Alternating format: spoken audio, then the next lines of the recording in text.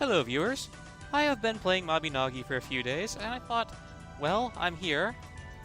I know how to be able to finally record it correctly, so I figured, why not? Let's go out, let's play this game. Not let's play this game, I'm not doing a let's play of this.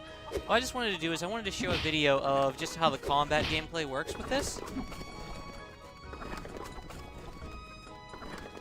So yeah, that's what we're going to be doing for right now.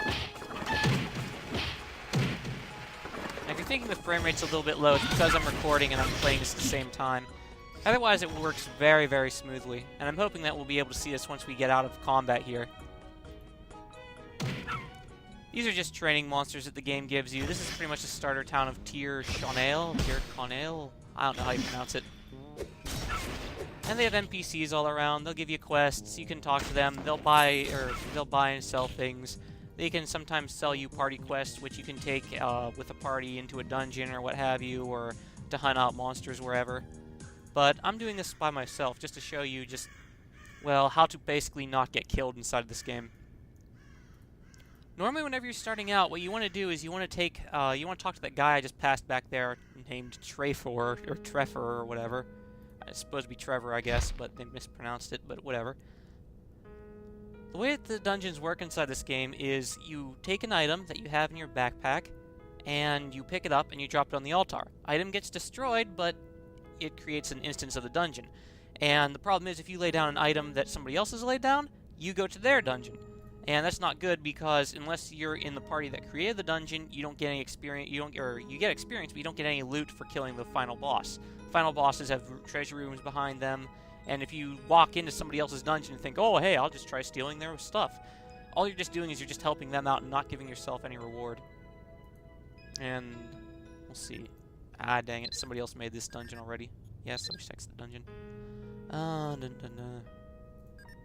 A common tactic is to just divide up your gold pile into, say, 4 gold pieces and then just drop it on the altar. Chances are pretty good. Yeah. This dungeon I made myself, which is good because it means the treasure chest is officially mine. It doesn't matter how many people come in here now. And most people are smart enough, they'll walk out and they won't bother you any. Treasure chests are pretty much traps. They'll spawn monsters behind you, but since this is a starter dungeon, they're easily taken care of. Lucky finish just basically means you get more gold pieces dropped with dropped on the kill. If you get a lucky finish that drops over 2,000 gold pieces, you get the Lucky Guy title, which is what I have. And I'm using it because luck increases item drops, I hear. And some of the monsters will aggro on you.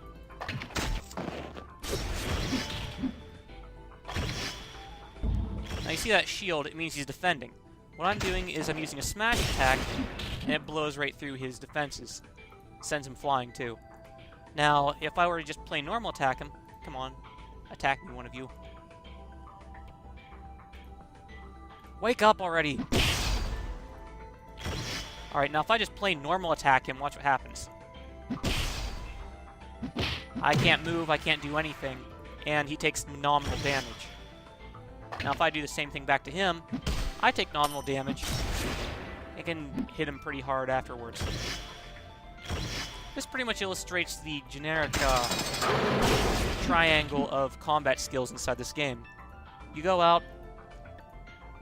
Ah, great, there's not enough inventory space here. 1 second, folks. I gotta drop a few of these gems. Gems are just collectible item quest thingies. I should probably turn down those sound effects too, so you can actually hear me over the sound of combat. I'm sorry, give me a moment here. Come on, options. Thank you. I'm just gonna turn down the sound effects a tiny bit. There we go.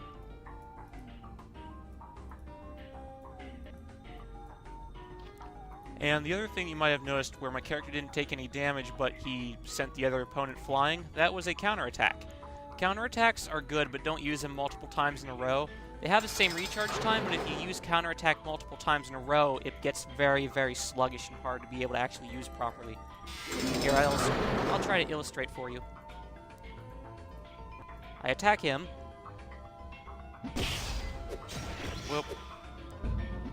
I'm gonna have to take a few hits here. I'll hit counterattack and hopefully won't kill him.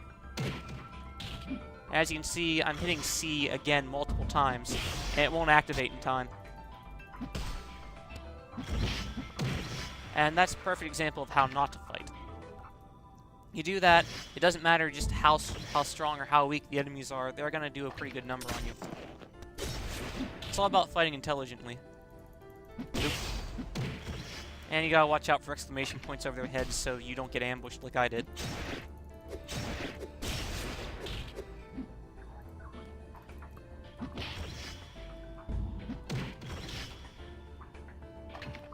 Come on, you know you want to attack me. Counterattacks are basically only... They don't do too overly much damage unless the opponent fighting you has a strong attack power himself.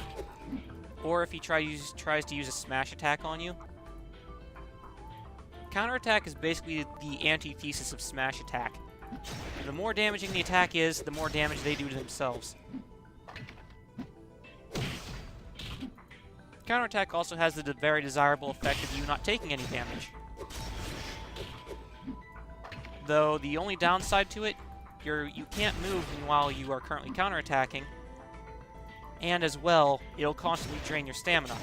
No stamina means you cannot fight. You can't fight, it pretty much means you're helpless, and you'll die very, very fast. Ooh, red gem. Now this creates problems because I need to free up some inventory here real quick. Let me eat some food.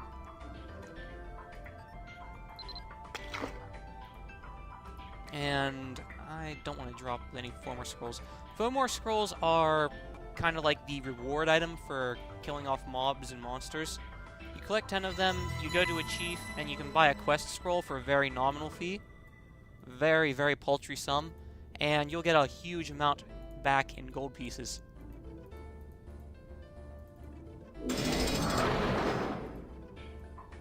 Yeah, and I'm not having enough inventory space in my inventory for anything. It's gonna stink if I kill off these rats and they drop cheese. Since my character's a cook, he can turn... Yep. Hang on, let me drop this gem here real quick. I want to pick that up. If you're a cook, you can combine cheese with bread to make cheese bread. And I have an example of that in my inventory right here. Which I will close because it is taking up too much of my screen. Dang it. And Zach's IMing me.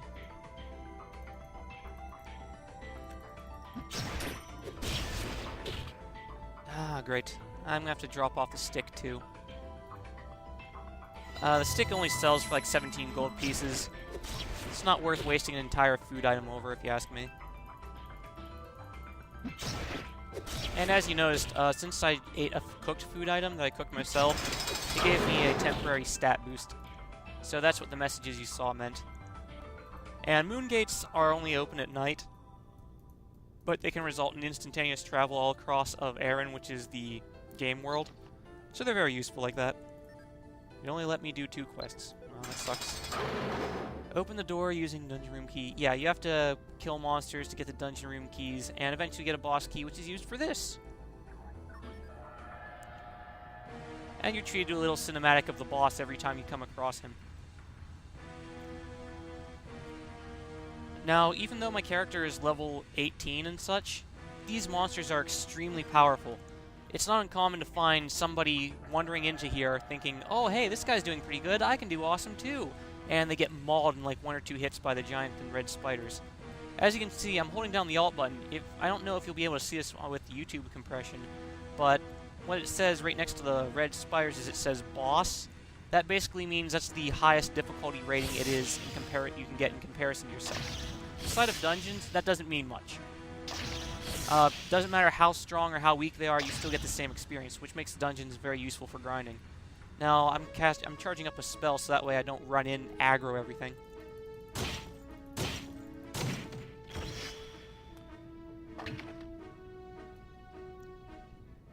And this is pretty much how you, hopefully, will properly take out the giant red spider and his minions.